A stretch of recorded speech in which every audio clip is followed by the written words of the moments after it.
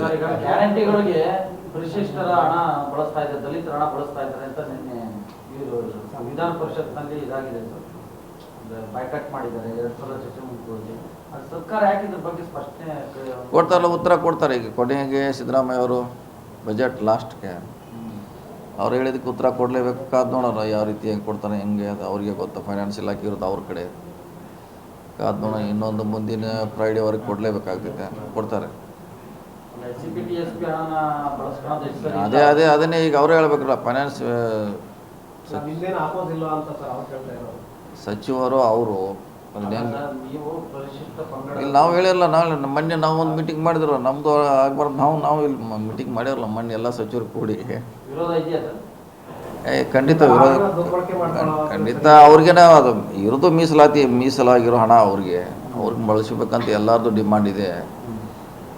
So ಮೊನ್ನೆ ನಾವು ಕೂಡ ನಮ್ಮ ಸಭೆಯಲ್ಲಿ SC ST ದುಡ್ಡು ಅವ್ರಿಗೆ ಬಳಕೆ ಆಗ್ಬೇಕಂತ ನಾವು ಕೂಡ ನಿರ್ಣಯ ಮಾಡಿದ್ವಿ. ಈ ವಿಚಾರಕ್ಕೆ ಅನ್ಸ್ಟಾರ್ಟ್ ಕ್ವಶನ್ಗೆ ಮನೆಯವರು ಆನ್ಸರ್ ಮಾಡಿದ್ದಾರೆ ಸರ್. ಆ ಸಮುದಾಯಕ್ಕೆ ಗ್ಯಾರಂಟಿ ಆದಾಯ ಹೋಗ್ತಾರೆ ಅಂತ, ಬಟ್ ಆ ಸಮುದಾಯವನ್ನು ಮೀರಿ ಕೂಡ ಬೇರೆದವ್ರಿಗೂ ಹಣ SCPT SC ಹಣ ಗ್ಯಾರಂಟಿಗಳು ಬಳಕೆ ಆಗ್ತಾ ಇದೆ ಅನ್ನೋದು ಆರೋಪ ಇದೆ ಸರ್. ಅದೇ ಈಗ ಬರ್ತದೆ ನೋಡೋಣ. ಈಗ ಅದರ ಬಗ್ಗೆ ಸ್ಪೆಸಿಫಿಕ್ ಆಗಿ ಉತ್ತರ ಕೊಡಲೇಬೇಕು.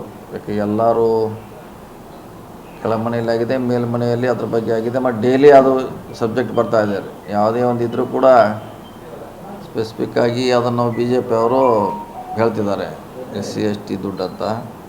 ಸೊ ಸರ್ಕಾರ ಜವಾಬ್ದಾರಿ ಕೂಡ ಇದೆ, ಅದನ್ನು ಸ್ಪಷ್ಟವಾಗಿ. ಯಾವುದೇ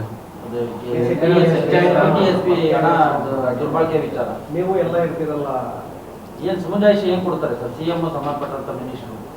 ಈ ನಾಳೆಗೆ ವೇಟ್ ಮಾಡಿ, ಇನ್ನೊಂದು ವಾರಲ್ಲಿ ಫ್ರೈಡೇವರೆಗೆ ಇಲ್ಲೇ ಕೊಡಬೇಕಲ್ಲ, ಪಬ್ಲಿಕ್ಕಾಗಿ ಕೊಡಬೇಕಲ್ಲ. ಅಲ್ಲ, ಕ್ಯಾಬಿನೆಟಲ್ಲಿ ನಿಮಗೆ ಹೇಳೋದು ಬೇರೆ ಇರುತ್ತಲ್ಲ.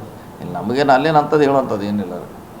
ಆಪೋಸ್ ಮಾಡಿ ಯಾವುದ್ರೆ